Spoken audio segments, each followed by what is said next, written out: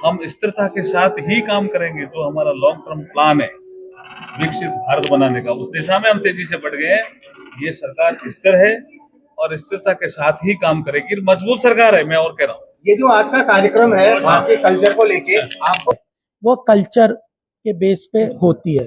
लेकिन एक और रिपोर्ट दूं कि हमारे यहाँ पे सरकार की एक रिपोर्ट है कि जो टूरिज्म सेक्टर है उसमें 60% जो हमारा जो टूरिज्म का जो कंट्रीब्यूशन है, इसको हमने स्पेशल सेशन कहा और ये स्पेशल सेशन ही था जिसमें ओथ और अफर्मेशन का ही ज्यादा काम होता है। लेकिन इसमें राष्ट्रपति अभिभाषण सर आज कल्चरल एक विषय था।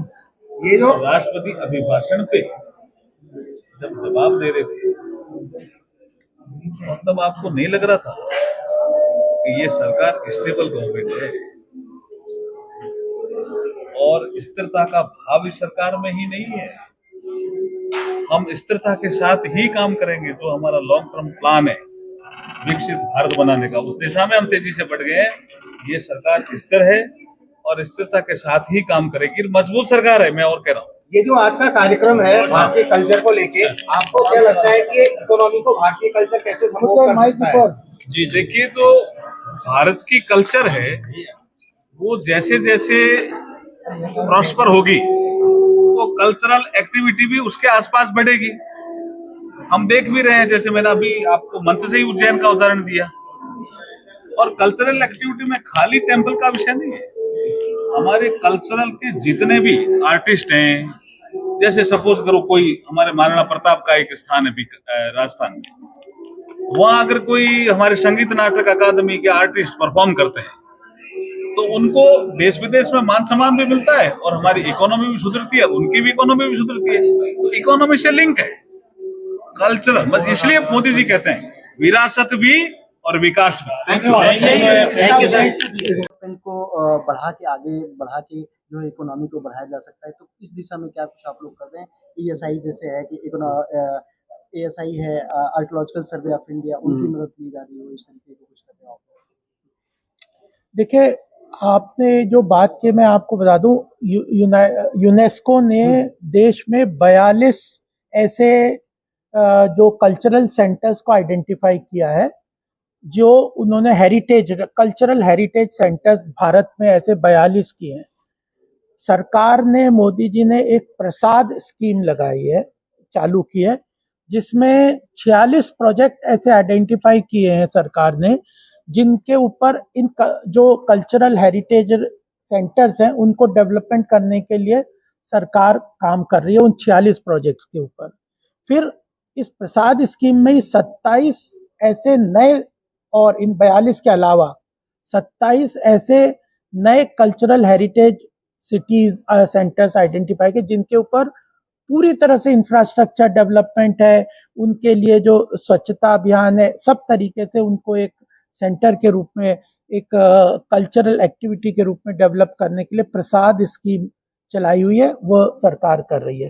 तो उस देखिए गवर्नमेंट का बहुत बड़ा रोल होता है किसी भी इकोसिस्टम को क्रिएट करने के लिए। किसी जैसे अब स्टार्टअप इकोसिस्टम है तो सरकार ने हेल्प की तो वो बढ़ गया, ऐसे ही कल्चर को भी सरकार अच्छी तरह से उसके लिए इकोसिस्टम क्रिएट करेगी तो कल्चर का इकोनॉमिक डायमेंशन आगे बढ़ेगा और हमारा प्रिजर्वेशन भी होगा हेरिटेज का, और साथ में वो इकोनॉमिकली वायबल सेंटर्स भी बनेंगे, आसपास के रीजन को भी डेवलपमेंट करेंगे। और एक जो कंसंट्रेशन ऑफ वेल्थ भी एक समस्या होती कि अर्बन सेंटर्स ही सब चलते, तो एक पूरा डाइवर्सिफाइड डेवलपमेंट का मॉडल ग्रामीण क्षेत्र में भी डेवलप। की बात की जाए, अभी तक जो है वो कल्चरल इकोनॉमी का कितना % GDP में योगदान है, और अगर हम फ्यूचर के एस्पेक्ट से देखें, अगर 10 साल का फेज लें या 5 साल या जो भी फेज लें, आप कितना % GDP में उसका देखते हैं?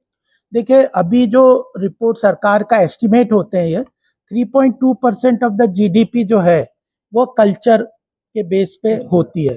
लेकिन एक और रिपोर्ट दूं कि हमारे यहाँ पे सरकार की एक रिपोर्ट है कि जो टूरिज्म सेक्टर है उसमें 60% जो हमारा जो टूरिज्म का जो कंट्रीब्यूशन है वो रिलीजियस टूरिज्म के बेस पे। तो टूरिज्म में अकेले 60% का रिलीजियस टूरिज्म है, कल्चरल टूरिज्म है, लेकिन टोटल जीडीपी में कल्चर का कंट्रीब्यूशन 3.2% ऑफ जीडीपी है।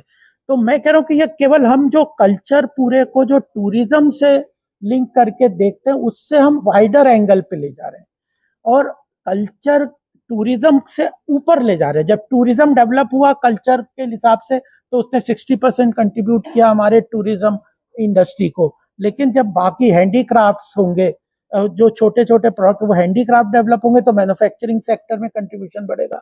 सर्विसेज के अलग, अब अभी आप योग है, नेचुरोपैथी है, रिजॉर्ट्स हैं, साउथ केरला में जिस तरह से डेवलपमेंट हो रहे हैं, आयुर्वेद है, इस तरह का जो सब एक्टिविटीज शुरू होंगी, रूरल कॉटेज इंडस्ट्रीज है, उसमें सब तरीके के जब एक्टिविटी शुरू होंगी तो वाइडर कंट्रीब्यूशन हो जाएगा। तो हम सोचते हैं कि धीरे धीरे जीडीपी में कल्चर का कंट्रीब्यूशन काफी बढ़ना चाहिए। जैसे और सेक्टर्स बढ़ रहे हैं, अगर हम $5 ट्रिलियन इकोनॉमी बनाने के अपने लक्ष्य को आगे बढ़ रहे हैं, तो हमें वो आने वाले समय में बहुत तेजी से और काम करना, नए एरियाज को आइडेंटिफाई करना। मैत्री बोध परिवार के साथ क्या हम लोग भी